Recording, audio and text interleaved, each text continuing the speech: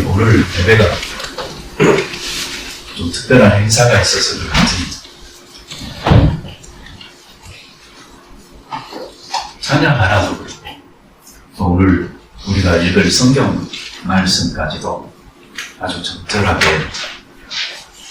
많은 것을 우리에게 시사해 주고 있는 것 같습니다. 우리 성경 말씀 같이 읽겠습니다. 너희 가운데서 성령과 지혜가 충만하여 칭찬받는 사람 일곱을 택하라. 우리가 이 일을 그들에게 맡기고 우리는 오직 기도하는 일과 말씀 사역에 힘쓰리라 하니 오늘 우리가 이 말을 구하여 믿음과 성령이 충만한 사람 스테반과 빌립보와 프로고로와 니가라로와 디몬과 파메나와 유대교에 입교했던 안디옥 사람 니고라를 택하여 사도들 앞에 세우니 사도들이 기도하고 그들에게 대해 수고하시느니라. 아멘. 네, 오늘은 몽골 선교사로 수고하시는 김충성 목사님께서 성령이 충만한 일꾼이라는 제목으로 임직식 예배의 말씀을 전해주시겠습니다. 귀하고 적절한 은혜가 우리들 모두에게 충만하기를 바랍니다. 다시 만나게 해서 반갑습니다. 예배 장소가 또 바뀌었네요. 다음에도 또 더 좋은 데 바뀔 줄 좀 기대하겠습니다. 먼저 오늘 특별한 예배죠. 예배를 드릴 수 있도록 하나님께서 은혜를 허락해 주시고 또 두 분을 또 안수집사로 조명교회 일꾼으로 세우신 귀한 날 하나님께서 이 교회에 또 여러분 가운데 함께 하시기를 축복합니다. 또 두 분에게 축하드립니다. 임직을 한다 하는 것은 교회가 건강하게 세워지고 있다라는 증거죠. 아직도 교회 안에 세워야 할 일꾼이 많이 있다 그런 뜻으로도 해석할 수 있고요. 한마디로 교회가 열매를 맺고 있다라고 볼 수 있습니다. 우리가 이런 임직식 때 우리가 주로 하는 인사가 축하합니다. 그렇게 인사를 하잖아요. 근데 저는 목사로서 또 선교사로서 실제로 축하를 하면서도 제 또 다른 이면에는 부담스러운 마음이 있어요. 일꾼이라는 것이 참 쉽지 않은데 무겁고 부담스러운 그러한 일인데도 불구하고 임직을 받는다. 참 쉽지 않은 일이죠. 그래서 제가 여러분들에게 두 분에게 축하합니다 인사를 하지만 한편으로는 또 무거운 마음, 축하를 정말로 해야 되는 문제인가 그렇게 생각도 하고 있습니다. 직분에 대한 설명을 좀 예를 들어서 말씀을 드리면 한 동물에 비교할 수 있습니다. 소, 올해가 소띠죠. 맞소? 네. 맞소? 소는 태어나면 주인을 알아보게 되죠. 이제 어린 소에게 이제 어느 정도 지나면 콧들에, 여러분 콧들에 다 아세요? 예. 호주의 소는 콧들에 안 하죠. 보셨어요? 호주의 소? 예, 한국 소는 좀 불쌍한 것 같아요. 어린 송아지의 코를 뚫어가지고 거기다 이제 고리를 걸어서 줄을 매서 주인이 이려 하면서 막 잡아 당기잖아요. 얼마나 아플까 생각도 해봤어요. 그래도 코를 뚫어야 되죠. 조금 더 이제 성장을 하면 힘을 쓸만하면 이제 어깨에다가 뭐를 또 하죠? 멍에를 또 이렇게 씌웁니다. 그래서 거기다가 수레도 걸고 또 이제 논밭도 갈게 하고 또 저 어릴 때는 뭐 언덕바지에 연탄을 잔뜩 싣고 막 그냥 때려가면서 그렇게 일을 시키는 것을 제가 보고 자랐습니다.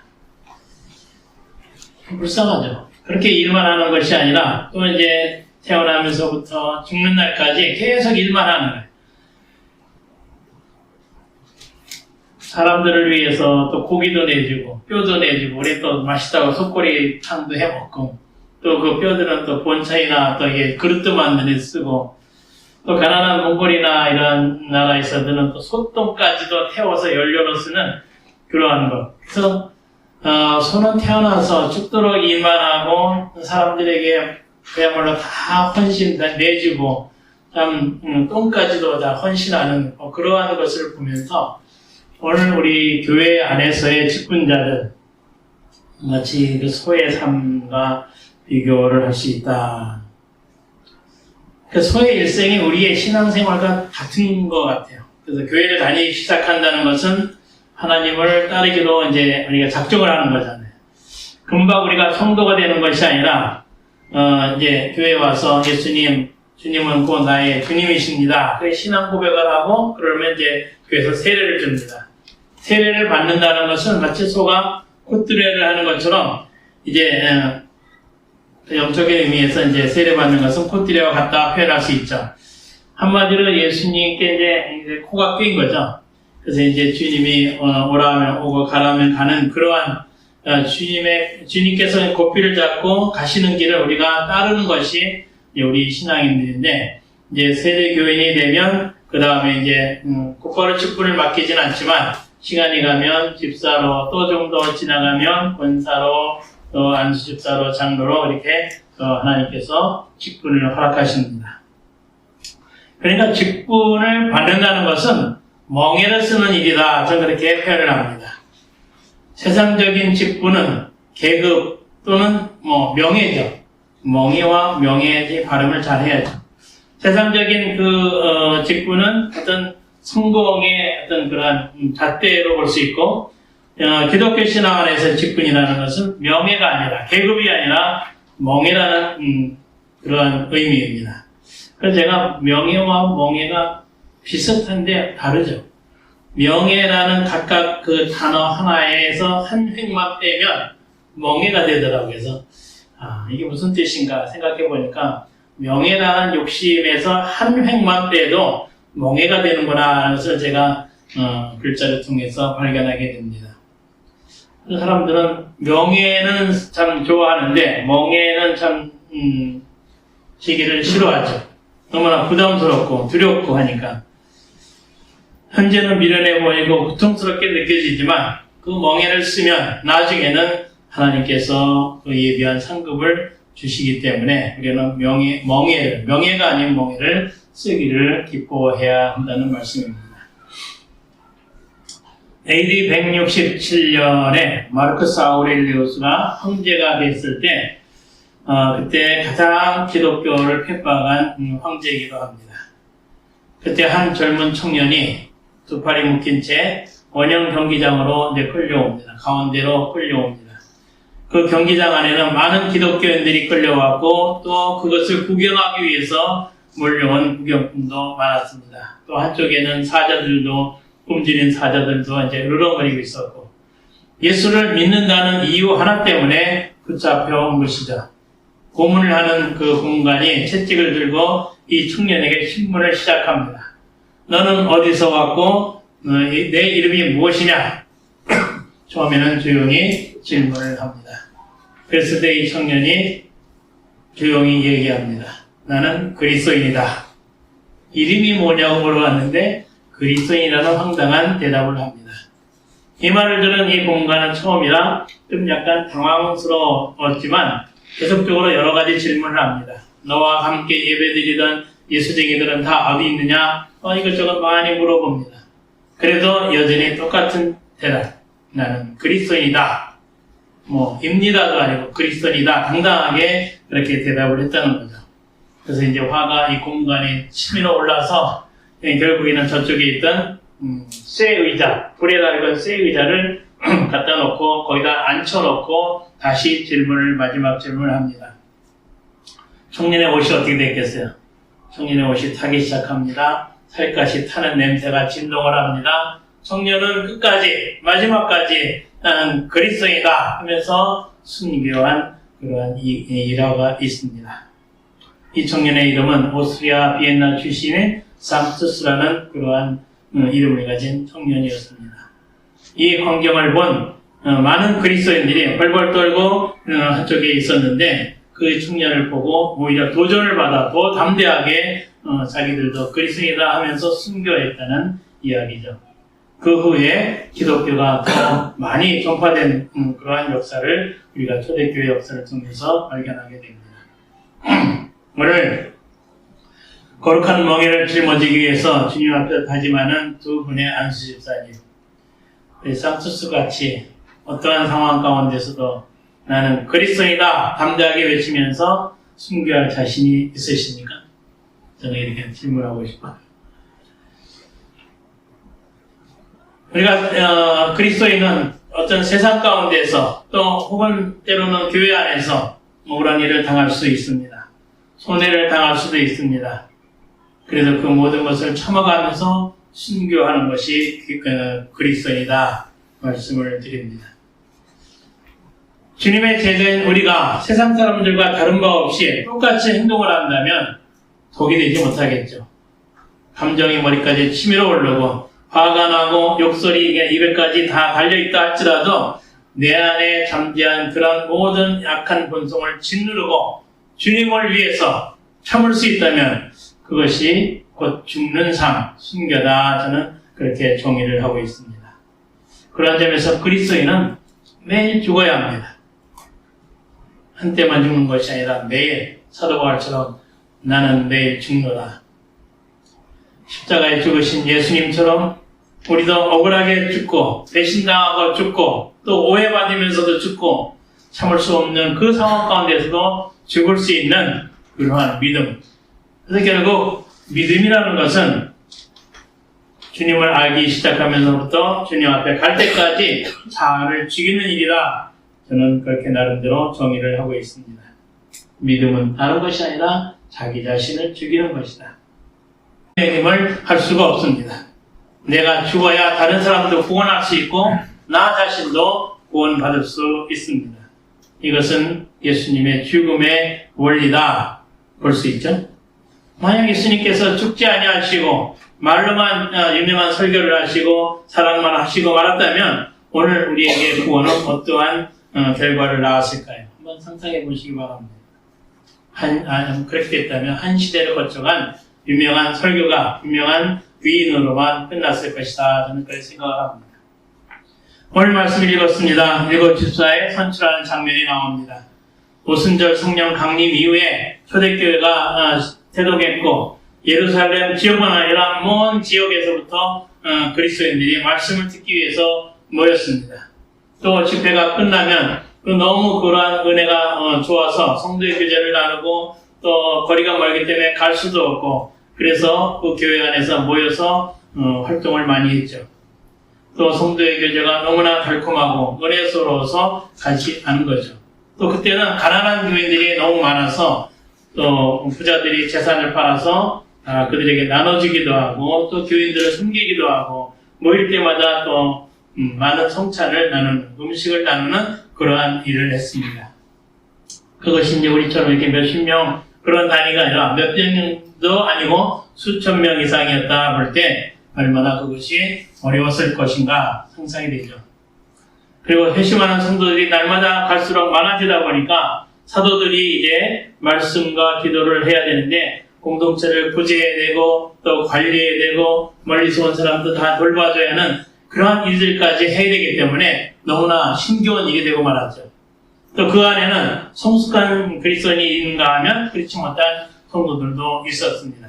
그러다 보니까 그 많은 사람들 가운데 원망이 나오고 또 여러 가지 잡음이 나오기 시작했습니다. 예루살렘 교회가 구제라고 하는 좋은 일을 하다가도 여러 가지 많은 어려움에 봉착하게 된 거죠.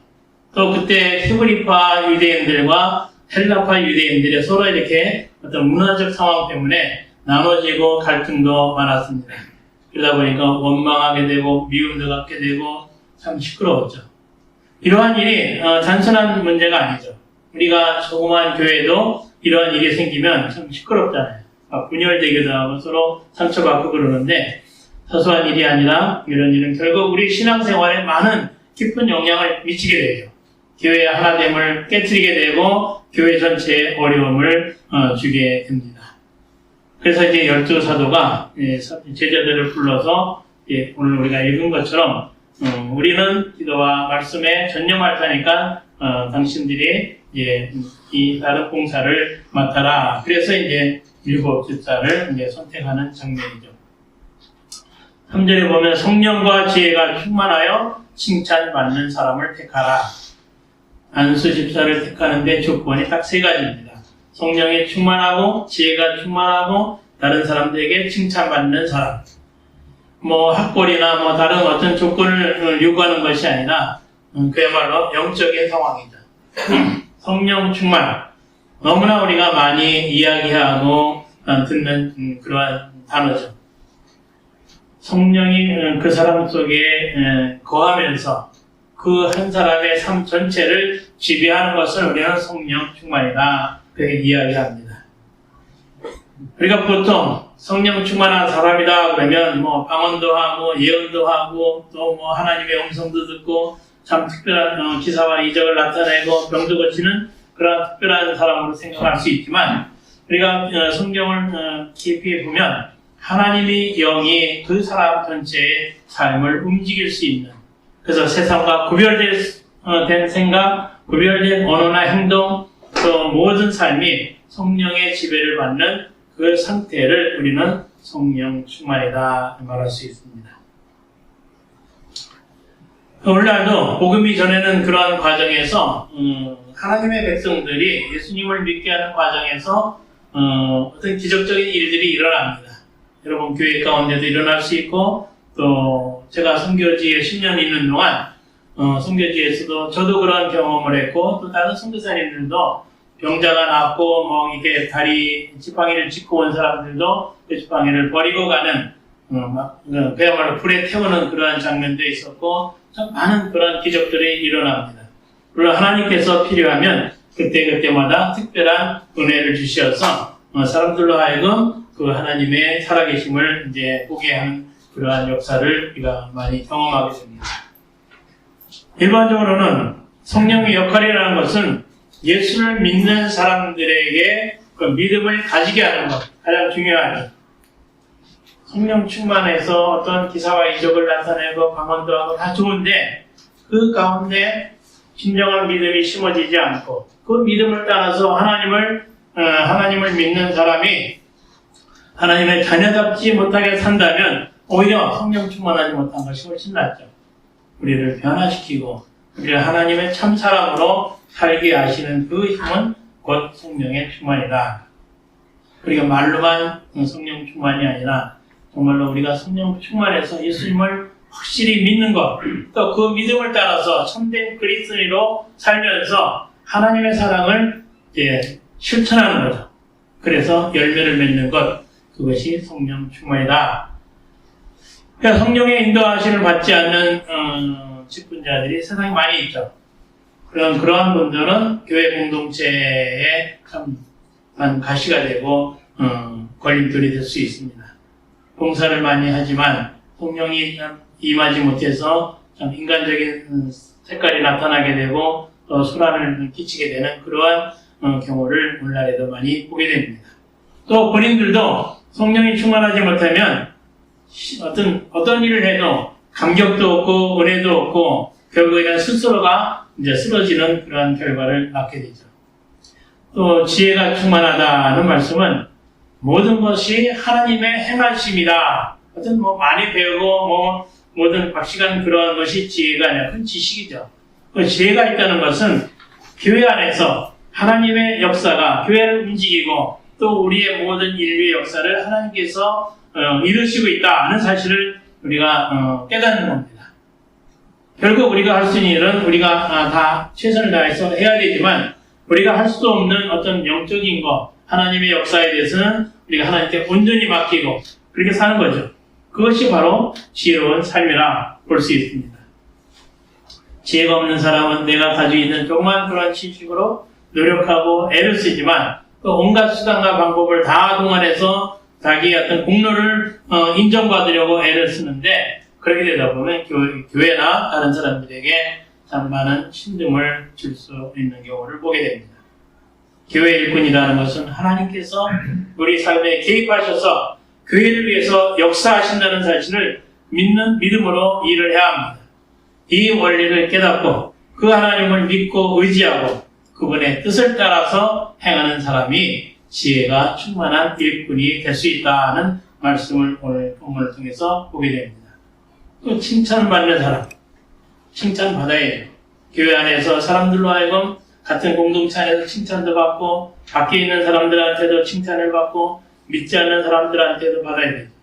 더 근본적으로는 하나님의 칭찬을 받는 게 가장 중요하죠. 우리가 신앙인으로서 특별히 교회 안에 저도 목사입니다. 목사나 또 직분자들이 어떤 칭찬을 받지 못하는 사람이다 하면 독이 되지 못하죠. 하나님의 이름이 교회가 좀 욕을 먹게 되죠. 오늘날에 참 그러한 참 독이 되지 못한 직분자들이 많아서 대한민국의 교회에 욕을 많이 먹고 있죠. 사람들에게도 칭찬 불량받아야 되고 하나님께서도 인정하는 그러한 칭찬받는 사람이 돼야 우리가 교회를 온전히 섬길 수 있다는 사실입니다. 초대교회 당시 수많은 성도들, 보통 우리가 기록해 보면 3만 이상, 4만 이상 된다 그런 통계가 있는데 그 몇만 명 되는 가운데 왜 하필이면 7명을 선택했을까? 저는 생각해 봤는데 7이라는 것은 완전 숫자거든요. 그러니까 7명을 선택해서 7명이 아닌 70명이라도 할 수 있는데 7명 안에 들어간다.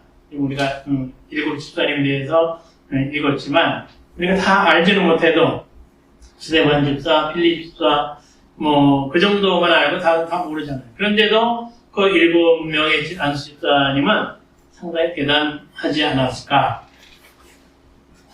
모든 것이 수만 명의 인정을 받을 정도로 또 이렇게 선택을 받을 정도로 하나님 앞에서 사람 앞에서 참 아름다운 모범적인 그리스도인이었다 생각이 됩니다. 특별히 스데반 집사는 단 한 번의 설교를 통해서 최초의 순교자가 되었습니다. 스데반 집사는 참 이게 보면 구약부터 모든 것을 다 이렇게 한눈으로 바라보면서 요약을 한 것이 저보다 훨씬 더 설교를 잘하는 사람 같아요. 부끄럽기도 하는데 아쉽게도 스데반 집사님은 이 설교를 함으로 인해서 그 유대인들의 마음에 상처를 준 거죠. 예수님을 너희가 죽였다. 그러다 보니까 유대인들이 그 찔림을 받고 회개하는 것이 아니라 분노가 일어나서 이를 갈고 돌을 들고 결국에는 돌세례로 스데반을 죽인 거죠. 참 아깝죠. 그 놀라운 훌륭한 집사님을 죽였어요. 근데 그 스데반의 집사의 죽음을 통해서 하나님의 복음은 놀랍게 더 확산되기 시작했습니다. 가장 대표적인 것은 필립 집사. 필립 집사가 그 스데반 집사의 순교를 통해서 그 간다게 여왕의 국고를 맡은 네시에게 복음을 증거합니다. 그리고 세례도 주고 또 마술사 시몬을 개종시키고 스데반 집사를 통해서 놀라운 일은 이방인의 그 이방 세계가 닫혀 있었는데 그것이 활짝 열렸다는 겁니다. 그래서 우리가 사도행전 10장에 보면 베드로를 통해서 그 고넬료 가정의 복음을 증거하는 이제 놀라운 그 이방 세계가 열리는 그런 말씀을 보게 됩니다. 그것이 다 스데반 집사의 순교의 결과다, 영향이다 볼 수 있습니다.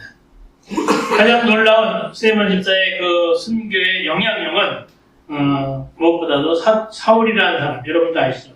사도 바울이 되기 전에 사울이었잖아요. 그 사울을 하나님 앞에 인도했다는, 물론 스데반이 한 것이 아니라 하나님의 역사 가운데 있는 일이지만 스데반의 죽음을 통해서 이 사울의 마음이 흔들리기 시작했다는 거죠. 스데반이 죽으면서 그 얼굴빛이나 그 모든 그런 설교 내용이나 그것을 보면서 자기는 예수 믿는 사람을 죽이는 사람인데 죽어가는 스데반을 통해서 이제 이 심장이 이제 어떻게 보면 비수가 꽂히기 시작한 거죠. 결국에는 사도 바울이 되고 이제 완전히 인생을 바꿔버리고 만 거죠.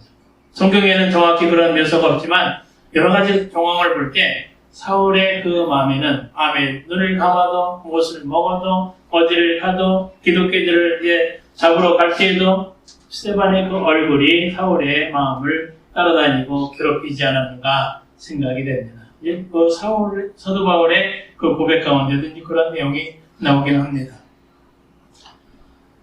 결국 다메섹에서 예수를 믿는 사람들을 잡으러 가는 그 언덕에서 결국 이 사울의 그 고민이 갈등이 이제 끝을 보게 되죠. 거기서 무릎 꿇게 되고 이제 주님의 음성을 듣는 그것으로부터 해서 복음의 그 엄청난 영향력이 이제 나타나는 것을 우리가 다 알고 있습니다.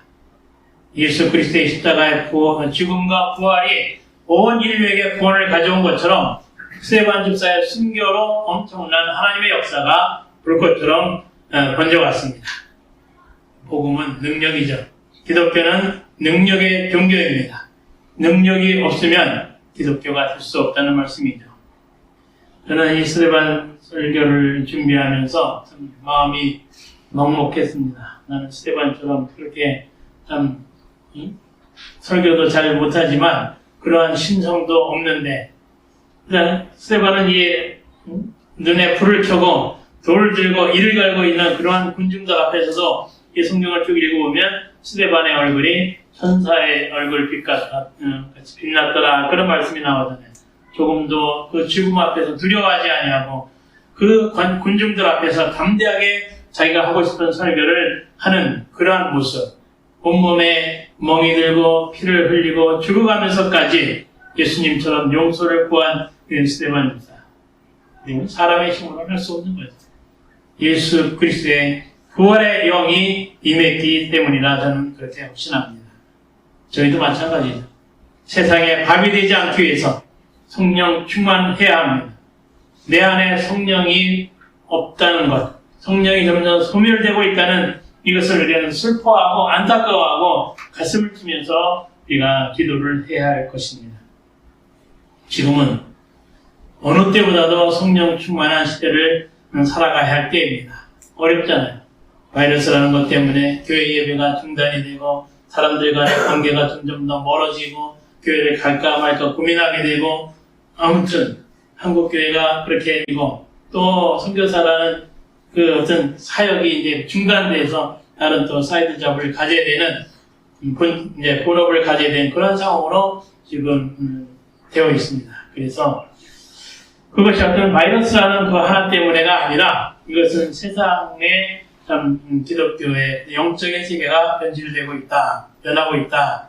그래서 우리는 더 깨어서 더 기도를 해야 된다. 어느 때보다도 성령으로 무장하고 혹시라도 주님의 때가 가까워지고 있다면 우리는 어떻게 준비할 것인가 우리가 깊이 생각하며 기도해야 할 것입니다. 세상에는 성령 충만하지 못한 목사나 선교사 또 그 외 많은 직분자들이 있음을 우리가 보게 됩니다. 그 중에 저도 한 사람도 포함되겠지만 그러한 것으로 인해서 교회가 비난을 받고 존귀하신 하나님의 이름이 추락하고 있다는 사실입니다. 직분을 받을 때 엄숙한 그 마음, 믿음의 어떤 순수한 어떤 결단, 또 첫사랑, 그러한 것을 우리는 주님 오시는 그날까지 변질시키지 말아야 한다는 사실입니다. 여러분 홍콩 가보셨나요? 홍콩 가면 그 짝퉁, 모조품 많이 팔죠. 저도 중국에 가서 그 롤렉스 시계를 한번 만져봤어요. 사지도 않았지만, 근데 진짜 차고 있는 사람과 비교를 해보니까 저는 알 수가 없겠더라고요. 가방도 마찬가지입니다. 유명한 브랜드에 있는 그런 가방, 그거나 짝퉁이나 구별이 안 되는. 그리스도인도 마찬가지 같아요. 목사라는 타이틀을 제가 가지고 있지만 하나님 보실 때, 사람들이 볼 때 짝퉁이 아닌가. 그렇다면 얼마나 제가 불쌍한 목사입니까? 그런 직분자가 있다면 얼마나 불쌍합니까? 여러분은 진품입니까? 짝퉁입니까? 한번 생각해 보시기 바랍니다. 마지막 그날에는 진품만 하나님께서 인정하시게 되리라 저는 믿습니다. 집사란 말은 디아코니아라는 헬라어에서 나온, 영어로는 디콘이라는 그런 말입니다. 뜻은 구제, 봉사, 섬김, 희생, 그런 헌신, 아주 힘든 단어들만 구성되어 있는 그러한 뜻이 집사라는 말입니다. 우리가 지금 이 기독교 안에서 다 많은 사람들이 집사님이잖아요. 우리가 다 흔히 부르면 이름 부르기보다는 집사님 하면 더 편안하고, 교회 안에 직분자를 세운다는 것은 초대교회의 상황과 마찬가지로 교회 공동체를 위해서 봉사하는 일에 우리가 쓰기 위해서 세운 것입니다. 일반적으로 우리가 봉사한다 하면 하고 싶으면 하고 말고 싶으면 말고 하는 그런 것이 아니라, 오늘 이 집사라는 의미가 주는 것처럼 그야말로 일반적인 봉사가 아니라 헌신하고 결국에는 희생하고 순교까지 가봐야 되는 그러한 직분의 의미가 있다는 사실입니다. 헌신과 희생. 우리가 말은 참 쉽게 하지만 결코 쉬운 단어가 아닙니다. 눈물과 고통에 따를지라도 우리는 그 일을 감수해야 합니다. 로마서 16장 쭉 이제 보면 거기 많은 사람들의 이름이 나오죠. 사도 바울을 동역했던 그러한 부부도 있고 많은 사람들이 있습니다. 그 사람들이 그 많은 헌신을 했기 때문에 어떻게 보면 희생을 했기 때문에 사도 바울이 그 많은 일들을 할 수 있었다. 오늘 직분을 받으시는 분들이나 직분을 이미 갖고 계신 분들이나 우리 모든 성도들이 그렇게 로마서 16장에 나오는 그러한 사람들의 이름처럼 우리도 주님이 오시는 그날까지 주님의 그 생명책에 기록되는 참 수고하고 헌신한 누구 집사, 누구 장로, 누구 목사였다라는 그러한 것이 기록되면 너무 좋겠습니다. 다른 사람의 시선과 아랑곳하지 않고 묵묵히 이름도 없이 빛도 없이 가치가 빛나는 그러한 직분자가 되는 것이 하나님의 뜻이라 저는 그렇게 믿습니다. 진정한 봉사는 믿는 자들에게나 믿지 않는 자들에게 본이 되고 덕이 되고 칭찬받는 그러한 우리가 되어야 합니다. 자칫하면 시간 내고 물질 들이고 참 여러 가지 많은 봉사를 하다가도 교회 비난의 대상이 되고 하나님의 교회가 하나님의 이름이 실추되어서는 결코 안 될 것입니다. 우리 모두 주님께서 기뻐하시는 그러한 교회의 신실한 일꾼들이 되기를 소원하며 기도하시기를 부탁을 드립니다.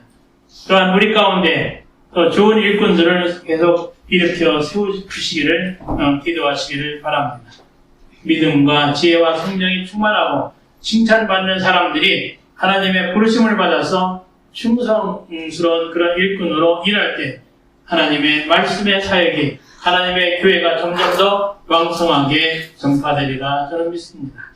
성경처럼 집사를 세움으로 인해서 믿는 자의 수가 점점 더 많아지고 교회가 교회 본연의 자세를 더 충실히 감당하면서 지난 2000년 동안 교회가 지금까지 역사 가운데 조금도 굴하지 않고 발전해 오고 있음을 우리는 보게 됩니다.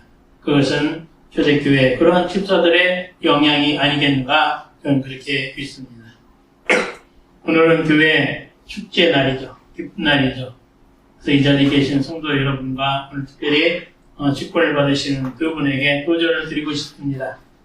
먼저 말씀드린 청년 상투스와 같은 그러한 믿음으로 나는 그리스도이다 담대히 외치며 죽었잖아요. 스데반도 마찬가지로 복음을 전하면서 온몸에 돌을 맞으면서 죽었습니다.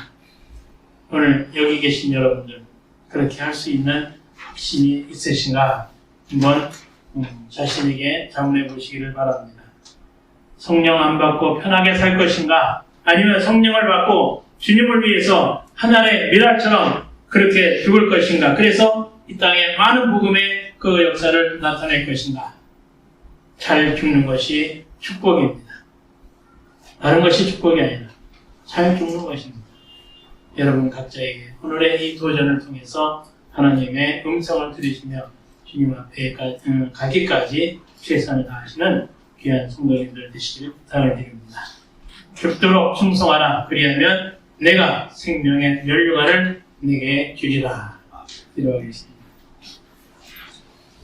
사랑의 주님, 주님께서 세우신 이 소명교회를 축복해 주시기를 간절히 원합니다. 이 교회가 날마다 성령 충만한 그리스도인들이 가득가득 채워지고 이것이 어떤 많고 적음의 문제가 아니라 성령 충만한 7사람이면 이 역사를 바꿀 수 있음을 우리는 말씀을 통해서 발견했습니다. 아버지, 주님께서 오늘 두 분의 한 수련을 세우시는데 이 두 분이 이러한 각오로 주님 오시는 그날까지 충성하며 헌신하며 순교할 각오를 가지고 하나님의 나라를 세워나가는 데 부족함이 없도록 주님께서 성령으로 인쳐 주시옵소서.